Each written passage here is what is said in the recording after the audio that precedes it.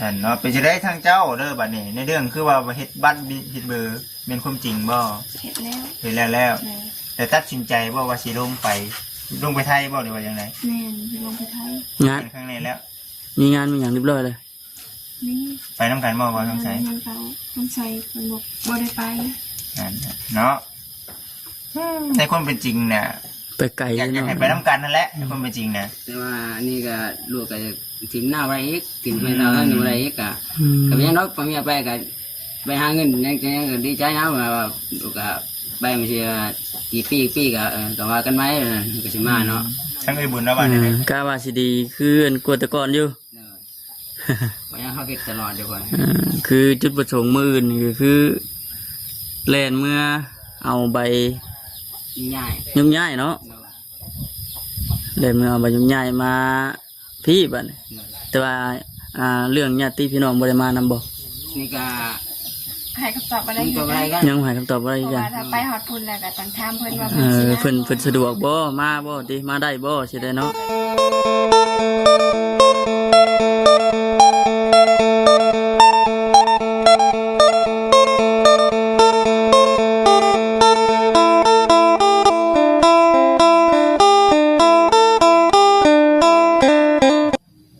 แนมเข้าไปทางในพี่น้องเพื่อนประกำงานหนึ่งเพิ่นสิไปปะเลยโบเนาะมากินฮอดกินถึงบ่ พี่น้องเองก็เดินกันทักทายสบายดีเด้อพี่น้องเด้อเนาะ FC แล้วก็พ่อแม่พี่น้องกันเบิดสุขุสุคนพี่น้องเลยพบกันคือเก่ามื้อนี้ก็แวะเวียนเข้ามาเยี่ยมยามถามข่าวเป็นจังได๋บ่าวทองใสกับน้องน้ำฝนเพิ่นว่าซั่นเห็นน้ำกิบของไอ้บุญเพิ่นก็หลายอย่างและแนวพี่น้องเนาะเกิดขึ้นล่าสุดก็คือมอบกรรมสิทธิ์เนาะมอบใบกรรมสิทธิ์ดึงเฮือนดึงซานนี่ก็ให้บ่าวต้องใช้เพิ่นดูแลแล้วก็3ลูกใหญ่นี่ก็เข้าไปพร้อมกันเลยแหละพี่น้องเนาะมาครับเนาะน้ำไม่ไล่ออกลายแล้วบ่ไม่ไล่ยามนี่เนาะน้ำในเอาสบายดีเด้อน้องเด้อสบายดีให้ไม่สู้เลยที่ถ้าเราเป็นยังไงเนาะเฮ้ยน้ำใหม่นะอันนี้บ่มายังนี่เฮ็ดปวกหายใช่ได้ยี่บ่ได้ยี่ละ110 ตัว110 ตัว110 ตัว110 ตัวเนาะธรรมดาเถอะได้พูดอยู่นี่แต่ว่ามันยังมาทันได้ใหญ่ปานใดยังมาทันได้ใหญ่คุณมาขายคุณมากินคุณมาตู้อะไรคนจะขายให้ลูกสาวเพิ่นให้ลูกสาวอยู่ไสอยู่ไทยเพิ่นชื่อบ่แม่นชื่อกับแม่นคุณให้เพิ่นกับแม่นเท่าไหร่ตังให้เนาะในมันแล้วเนาะจังหวะเนาะเราเป็นจะได้คือได้ยินข่าวว่าใบยุกง่ายนี่แหละเป็นจะได้สิพากันไปเอาใบยุกง่ายบ่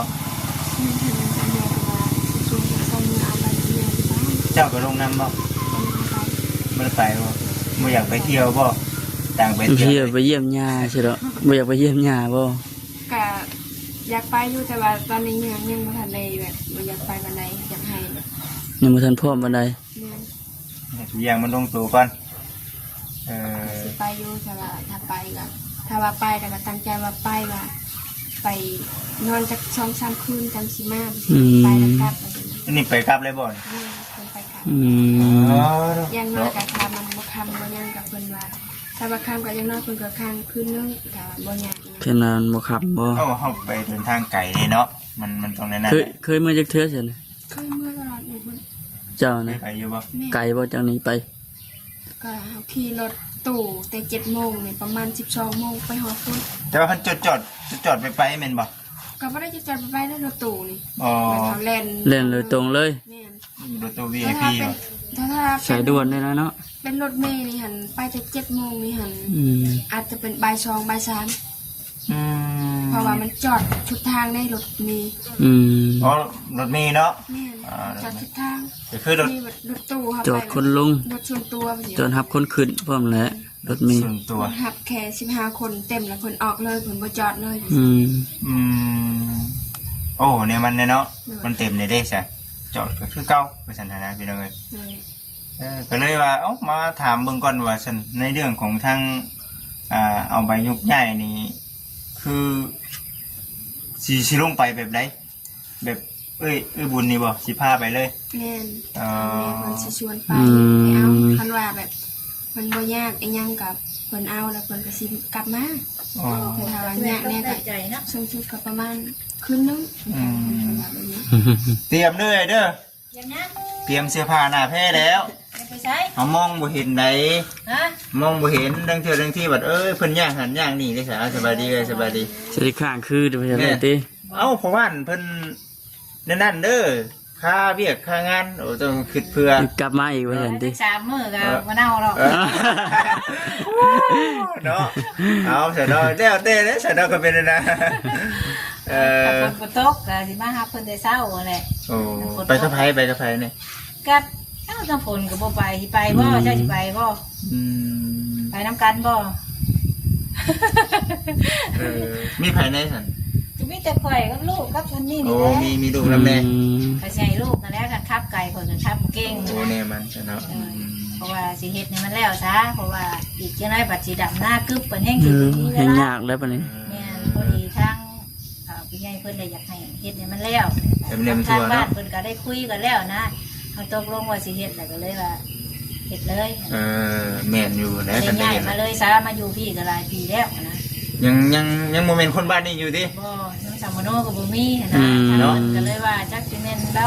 เป็นคนแนวใดสินะก็เลยว่าก็ได้ก็มา ตุกลุงเป็นคนทางไหนดิบอกเขาสิชื่อบ่หรือว่าจังใดเนาะ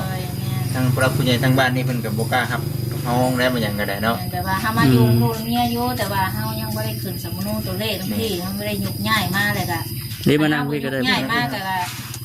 เพิ่นก็บ่กล้าเอาเข้าสมโนนำได้ สบายดี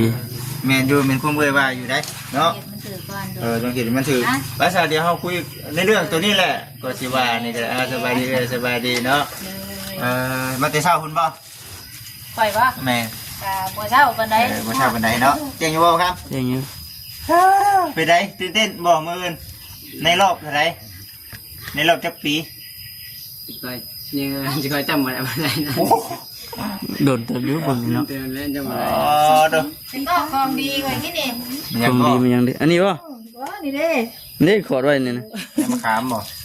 ได้ก็เขียบพลังสเตลแล้วให้เราก็ปูหรือเลยเอาไผสิเอานำแน่ มันเกี่ยวพลังสิใหญ่ดีอยู่สิ จักแล้วก็บ่จักคือมังมีเด้อวะ โอ้เดี๋ยวเฮาสิแบ่งกันได้แบ่ง เสีย ได้ พลังใช่ว่าเป็นน้ำมันมั้ยจ๊ะ เป็นแบบคือมา อย่าคือมาเขียบ เสียมันเนี่ยมันใหญ่ใหญ่ อาหารเนี่ยมาใส่ใครได้ก็แบ่งกัน เอาได้เนาะจังว่าบ่ของดี นี่เป็นเส้นที่ได้เนี่ยว่าต้อง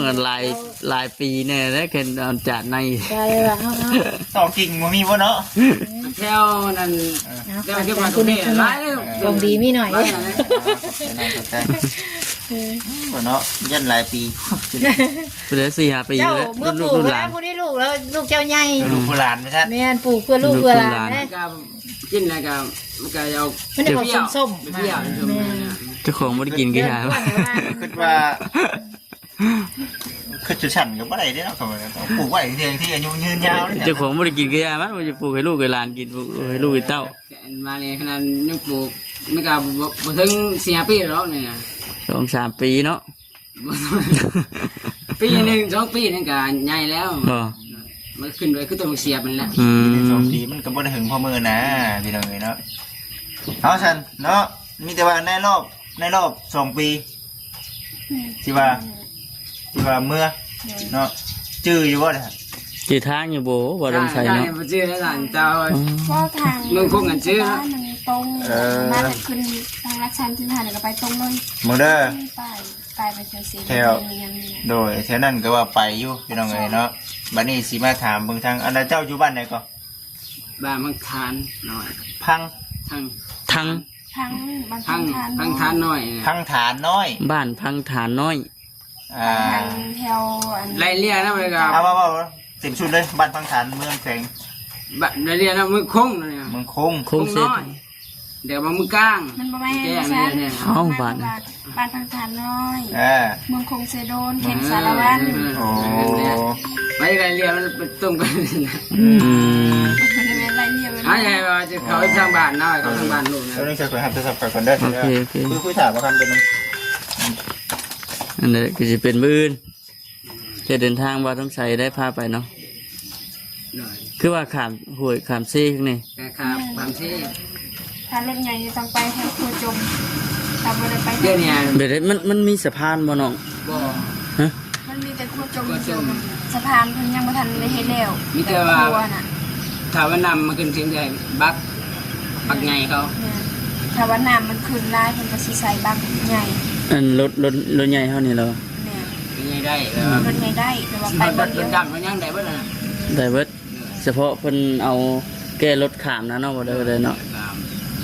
แต่ถ้าไปรถธรรมดาไปรถจักรรถยังก็สิไปอีกทางเนาะ มันมีสะพานข้ามเนี่ยติหวังว่าสิบ่พาไอ้บุญเพิ่นหลงทางแล้วว่า ถ้าไปหอดมุคงเลยคือว่าโอเคนะ เอามันถึงใส่เย็นขามเซ่กับบ่แม่นบ่อันแถวอันแถวดอนค่าแถวหยังนี่ดอนค่านี่บ่ฮู้จัก โอเคไป ต้องไปทางบึงเก่าทางอะไร มึงเก่าเนี่ยเมืองเนี่ย อืม มึงเก่าเมืองเนี่ยไปหอดน้าปงเนี่ยก็คือว่าอะไรนะบ้านน้าปงนะที่แกน้าปงเลยนะ มาปีนกันนะปง น้าปงอะไรก็มึงคงกับแม่นั่นแหละเขาทั้งเขาบ้านนู้นพอดีเขาไปทางกับแม่บ้านนั่นนะเลยกันมันบ่ใกล้แล้วถึงบ้านมึงคงจากบ้าน จากยันเมืองคงนี่คือสิบ่ไกลปานใดกับบ้านเจ้าเนาะแต่ว่าคือทางบ่ทางใจเพิ่นว่าข้ามเซเห็นว่าข้ามบ่ได้นี่แม่นสมมุติว่าเฮาบ่ข้ามนี่มันจอดไว้ขี่เรือไป เนี่ยไปก็แบบว่าเนี่ยไปอยู่ผ่านอยู่ภาคเสียนี่เนี่ยไปเฮ็ดเรือนไปว่า เฮือนใกล้เคนเซบ่ เฮ็ดเสียเลยนะ ทางเสียนะ แต่ว่าน้ำขึ้นก็บ่ได้อยู่ได้ในเมืองน่ะไป ถ้าน้ำขึ้นได้น้ำมาก็ท่วมบ้านนี่จะ แต่ละปีนี่แม่นคือท่วมเลย บางปี บางปีเฉพาะบางปีชื่อเนาะ ปีช่วงที่ว่ามีเขื่อนแตกน่ะ อืม ที่ว่ามันพบ ความน้ำร้ายนะบางเทื่อก็น้ำมากก็เต็มพังก็เสียแท้หน้าท่วม อืม ท่วมมาแล้วกัน มันคือจำห้องนี่ รุ่นเบิงพี่น้องรุ่นติดตามเบิงว่าจะเป็นจังไดสภาพการ ช่วงนี้น่ะมันก็ยังยากแน่เพราะว่าฝนตกทางมันก็ยากยากเลยแหละ ทางเขาเข้ามา ทางเข้าบ้านนี่บ่ได้แม่นทางคนกรีดคนหยังบ่ เป็นทางธรรมดาแบบนี้แหละแต่มันเนี่ยมันเป็นคุ้มเป็นขนาดรถไฟไปก็ยังแบบ หากแต่ว่านี่ลูกก็ยังบ่ฮู้ว่าทางเขาสิดีบ่ อืม ทางบ้านเขาก็เริ่มเฮ็ดไปว่าเป็นทางง่ายขึ้นเรื่อยนะ ถ้าบ่ได้เมื่อเฮิงเลยเนาะ เพิ่งเลย ทางเขาเริ่มมันสิพัฒนาขึ้นเลยนะแบบว่าเนี่ยพัฒนาขึ้นไปทางง่ายเธอทางง่ายนะแบบไม่ใช่นะแต่ว่ายังบ่ฮู้ว่าสิดีบ่ยังมันนี่เหมือนบ่ได้เมื่อเฮิงแหละ เฮิงแล้ว อากาศสิดีบางทีก็เขาก็เธอน้ำดูน้ำเนี่ยนะ กาว่าสิดีคืออันกวดแต่ก่อนอยู่ เพราะงั้นเขาคิดตลอดอยู่ก่อน คือจุดประสงค์มื้ออื่นนี่ก็คือแล่นเมื่อเอาใบ ง่าย ยุ่มย้ายเนาะแล่นเมื่อเอาใบยุ่มย้ายมาพี่บัดนี้แต่ว่าเรื่องญาติพี่น้องบ่ได้มานำบ่ นี่ก็ ให้คำตอบอะไร นี่ อ ก็ ยู่ อะไร นะ กัน ยังบ่ให้คำตอบอะไร เพ อี ราะ กอย่า ว่าง ถ้าไปฮอดพุ่นแล้วก็ต้องถามเพิ่นว่า เพิ่นสะดวกบ่มาบ่ติมาได้บ่สิได้เนาะ ก็อยู่กับร้านเพิ่นนั่นแหละ มีไปในแสนบ่ต้องใช้อยู่หันอยู่เฮือนกุกเฮือนเข้านั่น นี่แต่ แม่ยัง แม่ก็ไปเล่นร้าน แต่พ่อได้ พอ ถ้า เสี พอย เสียแล้ว อืม พอแล้วถ้าพอได้เสียก็เดี๋ยวมาทั้งเล็บกัน เออ นี่ก็ว่ามันจะผู้เรียนนะพาไปพายังกัน พอใส่ก็เสียพร้อมกันกับพออยู่ในเพื่อนเนี่ย โอ้พร้อมกันเลย เดี๋ยวพอพันก็ว่าจะพาเสียอยู่กัน พอเสียก็แบบที่ข้าวต้มเห็ดข้าวแจกเหล้ากับพอดีพอได้เงินเสียนั่น เดือนเดียวคนละมื้อเนาะภายในเดือนเดียวคนละมื้อ ท่านนี้ได้แล้วบริมาณฮะนี่กับบริมาณ มาเห็นต่างคนต่างบ่เห็นมาพอ ต่างคนต่างบ่เห็นว่าซั่นติ เห็นบ่เอาคุยกันไปเรื่อยๆฉันเนาะ แม่น ขอโทษหลายๆคุณกินี่ยังไงเพิ่นโทรมาพี่น้องเอ้ยเนาะคุณกินี่ถามไปฮอดบ้านเนาะบ้านหยังก็ มันทาน พังฐาน ทางทานน้อย พังฐานเนาะ ทางทานน้อย คง เพียงสา เพลงสารวัตร อันนี้คือไก่บ่ ไก่อันน่ะตลาดนาปุง ไป ใช่ ไก่ซื้อไปเลย หอดเมืองคงหอดตลาดเมืองคง อืมโอ้ หอดตลาดเมืองคงแล้วก็จอดอยู่หันแล้วก็มันจะมีทางเข้าไปอีก ตลาดเมืองคงเซโดน เนี่ย อืม เลยจากอันน่ะตลาดอันน่ะนาปุงไปนิดนึง มันก็สิไปแถวคงน้อย น้อย โอ้เพราะว่าตลาดเมืองคงนี่เมืองคงนาปุงบ่เมืองคง นา เนาะ ปุ่ม ตลาดเมืองคงนี่บ่จิตเคยเห็นอยู่เคยหาบ่ได้เคยเขา คงเซโดนนั่นบ่ ตลาด ตลาด ใหญ่เด้ ตลาดใหญ่ มันสิมีอันกวมสิเด้เห็นบ่ แม่ อ่า แล้วก็มันจะมีป้ายว่าตลาดเมืองคง อ๋อและไปฮอดตลาดน่ะจอดเข้าไปจอดอยู่ในตลาด ก็บ่จอดในตลาดก็มีแต่ว่ามีทางเข้าไปบ้านทองไสอีก แต่ว่าจุดหันน่ะคืออยู่หันเลย นี่ จุดทางเข้าบ้านนั่นบ่ จุดทางเข้าบ้าน จะขึ้นนั่นแหละจุดสุกไปส่งไปจอดย่างกันอยู่นั่นแหละ อืม แต่ว่าสมมุติว่าเมื่อบ้านทองไสแบบบ่ได้เอารถชนโตไปก็จอดอยู่ในหันก็ให้เขาออกมารับเอาอยู่หัน อืม จากตลาดเมืองคุ้งน่ะคือไก่บ่บัน จำบุกไก่ บ่ใกล้กันนะ บ่ไก่ ประมาณอยู่ลักป้าย อืม แสดงว่า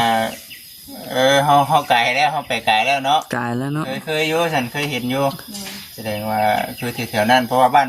อ้ายของอ้ายก็อยู่หันอยู่แถวนั้น อยู่แถวนั่นแห ไก่ ละแต่ว่าเราน่ะบ่ฮู้ว่าบ้านโดดคา บ้านดอนค้า นี่ บ้าน บ่ ดอ ต้อน ง ค้า ใช้ ทั้ง ฮู้ เวไปทั้งนาปุงเด้ อืม ให้น้ำปองนี่ก็บ่อยู่บ้านไปหูบ้าน คน ดู ไม่ ว่า ได้เคยอยู่บ้านนะบอกง่ายๆเรามีแบบง่ายมากแล้วแม่นไปไทยเลยง่าย ใหญ่บนอื่นนะเนาะบ่ได้กันแล้ว ง่ายอยู่ไทย ก็ทั้งอยู่กับบูฮู้นะว่าไม่ได้ไปเที่ยวใช่ไหมเลย มันจะอยู่กับบ้าน อยู่กับบ้านงานบ้านเที่ยวไก่ยังบูฮู้จักไปทางกับบูฮู้จักเราสิ ฮู้แล้วสันพี่น้องเนาะฮู้แล้วฮู้เป้าหมายแล้ว เป้าหมายบนสิลงอยู่หั่นก็เฮ็ดแต่บ่นั่นแหละ เคยอยู่ เลยแต่บ่าวท้องใสเพิ่นฟ้าไปแล้วบัดนี้ บัดทีนี้เนาะคือในเรื่องถ้าหากว่าเข้าไปแล้วเข้าไปเว่าไปจานำทางในบ้านเอาไปยุ่งใหญ่มาแล้วบัดนี้ขาเข้ากลับมาได้บัดนี้เขาเอาไผมานำหรือ นี่ ว่า ก็ยังไม่นอนยังบูจะใจกับแม่นั่งกับตอนที่มาบอลยังผูกกันกันนี่ไงให้น้ำมาน้ำมันเหมาะมันยังนี่แหละ เพราะว่าคือในเรื่องผู้รักผู้ใหญ่ทั้งบ้านเฮานี่เพิ่นอยากให้ทั้งผู้ปกครองผู้รักผู้ใหญ่ญาติพี่น้องมาเห็นบ่ อย่าน้องก็ได้เพราะฉะนั้น แม่ถ้าว่าแม่มาไม่ได้กับแบบด้วยน้องก็ได้ อย่าน้องก็ได้ ที่กาถ้าไปเนี่ยที่กาลักษิมาอยู่แต่ว่าธรรมาน้ำรูเราไปยังมาเพื่อเราไปจักทางมา โอ้แม่นนั่นแหละแต่นั่นแหละพี่น้องเอ้ยเนาะบัดนี้น่ะคือในเรื่องของทั้งไปรับทั้งทางแม่เพิ่นนี่คือเฮาขามามอบมาส่งนี่คือเฮาบ่ได้เสียเงินเสียค่าแต่ว่านั่งในบ้านของเฮาแต่ว่า ก็มีแต่เพิ่นว่าอยากให้มามอบทองไส้นี่แหละว่าอยากให้มาเบิ่งลูกเบิ่งหลานแบบแทนเพิ่นถือ เรียก ว่า ว่าเขาเรากับช้าเองแต่งเองเราเลย กันคุยกัน ดูไม้เลย บอกเราในนี่เด้อบอกเราในนี่ยันภูมิใจเด้อุ้ยบ่ไปดอกบ่มีเงินเด้บ่มีเงินได้บ่นี่นะยังบอกเราในนี้ คนเฒ่าเนาะ นี่แม่เอ้ยเนาะไปเป็นรักษาพยานเนาะให้ลูกให้เต้าแน่ ปัญหาเป็นหันเป็นนี่ แม่ มากันคันว่าเฮ็ดต้องใช้เป็นโทษเฮ็ดโทษมายังมาบัดเฮาสิแล่นไปหาแม่เพิ่นก็บ่ได้มีแม่เพิ่นบ่ได้รับเองว่าต้องใช้กินมื้อนี้ อันนี้คือมันเป็นสิ่งที่ต้องแมนอยู่แล้วพี่น้องเอ้ย ยังอยู่ที่บ้านเมืองแล้วก็ไม้อะไรนี่แหละ บัดนี้น่ะขออนุญาตเด้อบ่ต้องใส่คืออยู่ทางนั้นน่ะมีไผนำแน่แล้วอยู่เฮือนน่ะ ต้นนี้ก็มีแต่ร้านกับแม่แล้วก็อ้ายกันแล้ว แม่นี่คืออยู่น้ำอ้ายเด้เพิ่นมีครอบครัวแล้ว บ่มี โอ้บ่มีหลานใหญ่ได้หลาน แล้วก็สิ่งจะเปลี่ยน 10 ปีนี่แหละประมาณ10 ปียังน้อย เขานำซ้ำบาทได้ใช่ไหม แล้วก็หากินแล้วก็เห็ดหน้าเสร็จแล้วก็เห็ดหน้าแล้วก็รู้มันแล้วเห็ดหน้าแม่ อ๋อมีหน้าเห็ดอยู่แต่ว่าในเรื่องเขาเรื่องน้ำนี่คือบ่ค่อยมีปัญหาปานใดในเรื่องเขาว่าอดเขาหนักตรงนี้เนาะ เพิ่นเฮ็ดนาปีนาแซง โอ้ ปีหนึงเฮ็ดหน้า2เทื่อ ก็เพิ่นได้เป็น100ป้ายนาแซงเพิ่นทางนาปีก็ชิมที่กับ80 90และอีกอย่างก็2คนอยู่กับบ่ได้มีบ่คนกินก็บ่บ่ โดย แต่ว่ายังเงินยังกะเฮากันก็พอมีเนาะ โอ้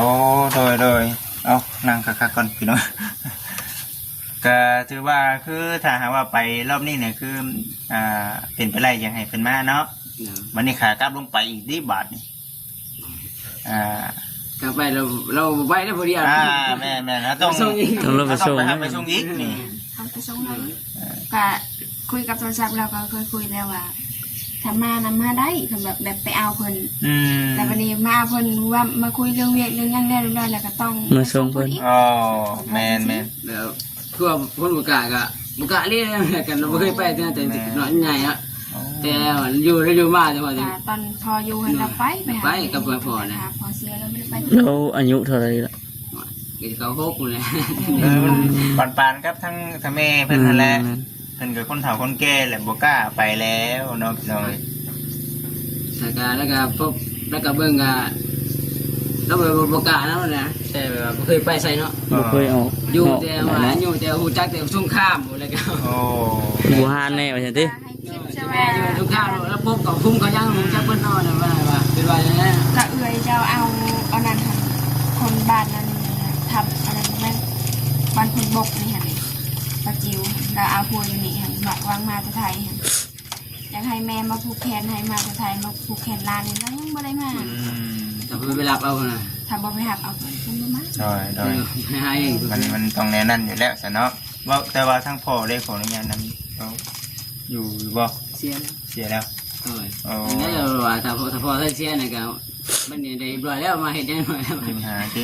แต่ว่าอยู่นำกันมานี่จักปีแล้วก็4-5 ปีอยู่เจ้าได้แต่ว่าในเรื่องการ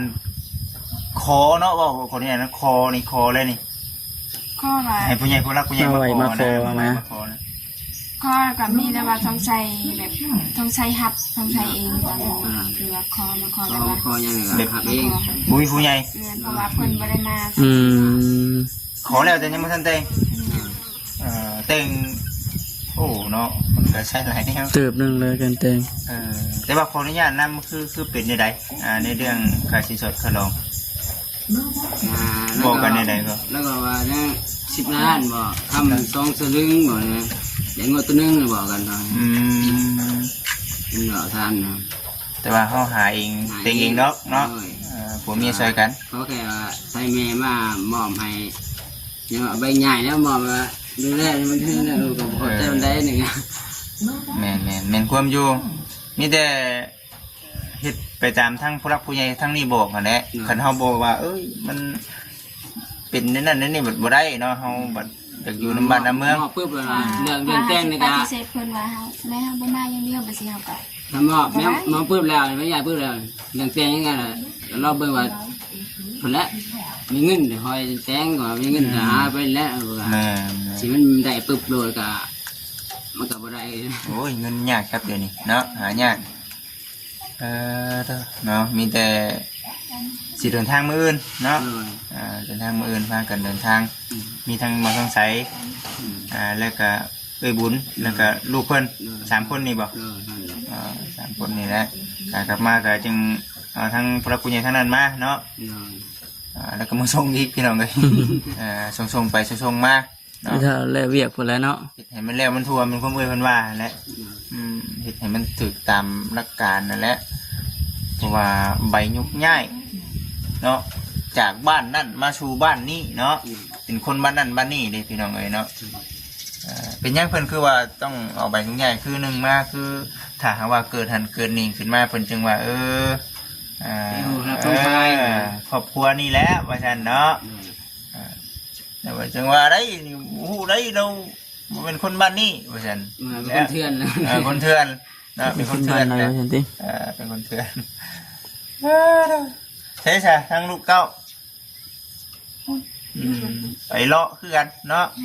บ่ได้อยู่เฮือนเนาะไปเล่นน้ำมงพุ่นละเดี๋ยวเชื่อเดี๋ยวสิไปหาดอกกระเจียวไปฝากบ้านโอ้สิพาไปเมื่อผ่านไงจะหาดอกกระเจียวให้นะดอกกระเจียวลุงไม้ไว้นะน้อยเอาฉันเนาะไปจะได้ทางเจ้าเด้อบัดนี้ในเรื่องคือว่าเฮ็ดบัตรเฮ็ดเบอร์เป็นความจริงบ่เฮ็ดแล้วแต่ตัดสินใจว่าสิลงไป ลงไปไทยบ่หรือว่าอย่างไร แม่นลงไปไทย งาน เป็นครั้งนี้แล้ว มีงานมีอย่างเรียบร้อยเลย นี่ ไปน้ำกันบ่ต้องใช้ มันเขาต้องใส่เป็นบอกบ่ได้ไป นั่นเนาะในความเป็นจริงเนี่ย ไปไกล อยาก เนาะ ให้ไปน้ำกันนั่นแหละในความเป็นจริงนะ แต่ว่านี่ก็ลูกก็จะทิ้งหน้าไว้อีกทิ้งไปเราท่านอยู่ไรอีกก็ อืม ก็ยังน้อยผมอยากไปก็ไปหาเงินยังก็ดีใจนะว่าลูกก็ไปไม่ใช่กี่ปีก็ว่ากันไหมก็สิมาเนาะ ทั้งไอ้บุญระหว่างในได้ใช่บอกในเรื่องการเห็นว่าเห็นเบิร์น กันว่าได้เนาะ แต่ว่าในความคิดว่าสิลงตอนไหนทั้งกับคน กะอันนี้ก็ยังให้คำตอบบ่ได้ว่าสิลงตอนใดมีก็ได้เราถ้าบัตรออกต้องมีคำตอบ แต่ว่าเจ้าเฮ็ดนะบัตรด่วนบ่ แม่นบัตรเดือน อืม อยากพาไปหาเงินบ่ได้มาจ่ายค่ะมีสินนี่แหละมันยากทางนี้ล่ะ แต่ว่าบ่ต้องใส่บ่ว่าหยัง ยังเห็นหน้าอยู่แล้วเห็นหน้าอยู่เลี้ยงลูกแล้วก็อยู่กับแม่เท่านั้น ขี้ฮอดบ่ ก็คิดฮอดก็คิดฮอดก็อดอันนั้นเนาะได้ก็บริษัทไปจ่ายกันเนาะ เออ ขึ้นมา ไกลได้บ่นี่ติอยู่ไทยบ่ได้บัด อยู่ไทยนะ เนาะเอาเนื้อนั่นแหละพี่น้องเอ้ยเนาะแต่ก็คือว่าเนาะเรื่องราวไอ้เองก็พอฮู้แล้วก็ FC ก็เคยฮู้จักอยู่ ผู้หลายแล้วล่ะ แต่ว่าไอ้เองก็สิบ่ว่าเนาะมีแต่ว่าหนึ่งคือช่วยกันเฮ็ดช่วยกันหาเนาะสั่งครอบสั่งครัวแล้วเพื่อลูกเพื่อเต้าเพื่อพ่อเพื่อแม่ นี่ เนาะ แหละมันสิอยู่รอดนี่แหละมันสิได้แน่เนาะ ในใดดีก็เฮ็ดเอาเด้อเงินมาชั้นมาสิได้บ่อยากเว่าอันนั้นนั่นพี่น้องน้องบ่อยากเว่าหลายมีแต่ว่ามันผ่านแล้วก็ผ่านไปตั้งรักไม่ทั้งบ่ท้องใสก็สู้ทั้งสาวน้ำพลก็สู้เด้อเนาะตัวนี้เด้อพี่น้องเด้อเนาะถือว่ารอเบิ่งเราชมไปนำกันเรื่องสิ่งที่ว่าประชางได้เห็นบัตรเห็นเบอร์ไปแล้วล่ะบัดเอ้ามาชั้นไปผู้เดียวคือว่าช่วงสี ลูกเบาๆไปได้เป็นจังได๋ติ นั่นได้เงินได้คำเดียวช่วยกันเฮ็ดหน้าก่อนเฮ็ดหน้าแล้วก็พากันไปว่าฉัน เนาะเฮ็ดงานอยู่ไทยติ มีคนฮู้จักบ่อยู่ ค หั่ น น รู้จักบ่ แล้วก็มีอยู่เอ่ยทองใส่ก็อยู่หัน อืม พระรามสอง ลงไปหา หานอาหาร อยู่ไกลกันกับเอ่ยทองใส่นั่นแหละ อืม เป็นงานแล้วนี่งานคล้ายเครื่องบอลลงไปวัน350 อืม ได้พี่น้องเอ้ยเนาะ FC เพิ่นก็คือว่าแล้วเนาะมีทั้งสองกรรมสองพายทั้งที่ก็คือว่าแล้วว่าซั่นเนาะกำบ่เฮ็ดบ่หามันบ่ได้ อันนี้ก็เข้าใจพี่น้องเอ้ยเนาะมีแต่ว่าบ่อยากให้มันเป็นคือทาง FC ว่าเด้อมีแต่คันไปหาเงินก็คือไปหาเงินเนาะฝากเงินฝากคำเนาะมาใส่หนี้ใส่สินคือเจ้าว่าหั่นแหละเนาะครอบครัวเขาเองเนาะเขาฮู้ดีที่สุดเนาะเป็นหนี้เป็นสินเท่าไรก็ในนั้นพี่น้องเอ๋ยเนาะต้องบ่สงสัยก็ในเมื่อตัดสินใจว่าอยู่บ้านสิตั้งใจเบิ่งลูกเบิ่งเต้าเบิ่งแม่เท่าสิเฮ็ดหน้า เห็นหน้านะ ก็ สิฟ้าเราเห็นหน้ากะแล้วก็ลูกข้างแน่เลยวันนี้สิได้เป็นแล้วก็เราลูก ไปแหงนี่เนาะ คือได้ปรึกษากันแล้วเนาะ ปรึกษากันเข้าใจข้างในแล้วแม่นบ่ เข้าใจกันคักแน่แล้วบ่ เขาคุยกันแล้ว แม่นอันนี้ก็แล้วแต่ทั้งน้องสองคนตัดสินใจเนาะ โดย บ่ได้ห้ามได้พี่น้องกันเนาะมีแต่ว่าสองกรรมสองฝ่ายเขาเจ้าตกลงกันแล้วก็เอาเขาก็รอเบิ่งเราชมไปนำกัน แต่ว่าชุดๆฮ้อนๆนี่คือมื้ออื่นไปแน่นอน ไอ้นอน เริ่มต้นประมาณจักโมง นี่ก็ คือ คุณ สิ แล้ว ประมาณประมาณ7หรือ8มื้อ บุญบุญแล้วมามันได้นอนแล้วมันตกเบื่อไปกะมันไม่ได้ไม่นอน บ่เกินคิดได้ซ่าคือบ่จิตนี่2ชั่วโมงไปพี่น้องเอ้ยเนาะ2ชั่วโมงคือง่ายเลยเคย ไปนอนนะ คือบางเดือนปลายนี่บางลงสารวัตรนี่บางบุญบังไพเรื่อยๆนะ มัน2เทื่อ3เทื่อจะว่าลงไปทางนั้นเนาะ แต่ว่าทั้งนั้นหลายเทื่อแล้ว ปีนี้ แต่ว่าบ่ได้เคยขับเองหรอกแต่ว่าเคยขับเองลงไปเท่านึงแหละไปหาอ้ายอยู่ทางสารวัตรเนาะมันก็ใกล้ๆกันกับทางบ้านเจ้านะประมาณ2ชั่วโมงปลาย เส้นทางเดียวก็มันเป็นประเทศนั่นแหละครับ นั่นแหละมาลงไปทางสารวัตรเลยทางนั้น มันก็ประมาณนั้นพี่น้องเนาะบ่ไกล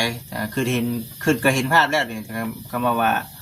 อันน่ะตลาดอันน่ะเมืองคงน่ะเห็นภาพไปแล้วแต่หลักๆก็เดินทางปลอดภัยไปมาแล้วที่ว่าที่เป็นกำลังใจให้แล้วก็คอยเบิ่งเด้อพี่น้องเนาะคอยเบิ่งคอยชม ติดตามเบิ่งเนาะ ติดตามเบิ่งเนาะ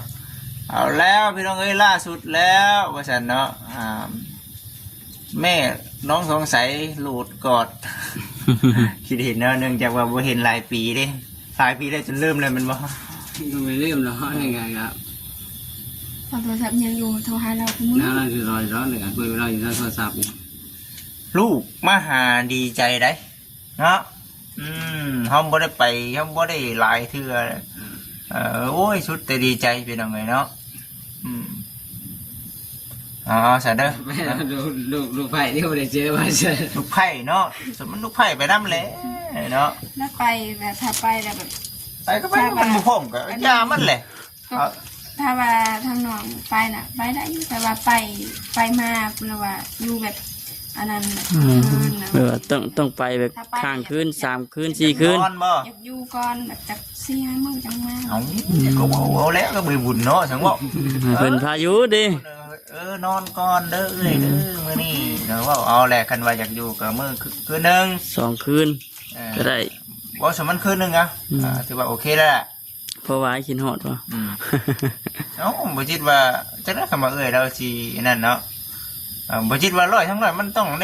ด้นอนได้ปะเนาะจักก็ไปเดี๋ยวนั้นเทื่อเนาะเฮ็ดได้ซะยังบ่นั่นบ่ไปแล้วเนาะเคยไปแล้ว เคยไปหลายเทื่อแล้ว โย่ใช่กันไหม แต่ตอนน้องเสียก็เด็กเมียไปเพื่อนทางบ้านก่อนเนาะ นี่เดี๋ยวว่าเสื้อผ้าบุญพันเดอร์มือเด้อเนี่ยจะไปทำเด้เจ้าว่าสิได้บ่ว้าเพิ่งดีใจแล้วฮะเนาะทำบุญนึงก็ได้เนาะ ฝากตัวหลายคนแน่ติ เอาไปหาหญ้าดิมันก็นั่นแล้วเนาะมันก็คือว่ามันดีเลยล่ะเนาะถึงสินอนมานอนก็ย่าได้ใช่น้องไปน้ำเพลินได้ใช่เพิ่นพาไปเด้ไปตามสภาพการมันนี่แหละมากับมาน้ำกันเนาะไปก็ไปน้ำกันย่ามันเลยเขาก็ไม่ได้เขาก็อยากนอนอยู่เนาะแต่ว่ามันเวลามันลิงลัดบริษัทนะต่างไปชมวิวเนาะไปชันเด้อเนาะน้องทั้งสองเนาะมีอย่างกับอันใดดีอันใดงามเฮ็ดเอาเบดเด้อเนาะอันใดสิหังสิมีสิรำสิด้วยช่วยกันเฮ็ดช่วยกันหาเนี่ยบุญรับมือแล้วบึงนี่เนาะหรือว่าออกไปลงคลิปบ่เนาะหรือว่ามือเลยทั้งนี้ก็สิมือเลยคือกันเด้อเอาอยู่ดีไม่แห้งแล้วน้องทั้งสองโอเคสบายดีมาพี่น้องเลยเนาะไปไม่ตู้แล้วเนาะเป็นจังไดลำบากเนาะ โอเคพี่น้องเด้อน้องสลัดที่นี่จะขอกล่าวสบายดี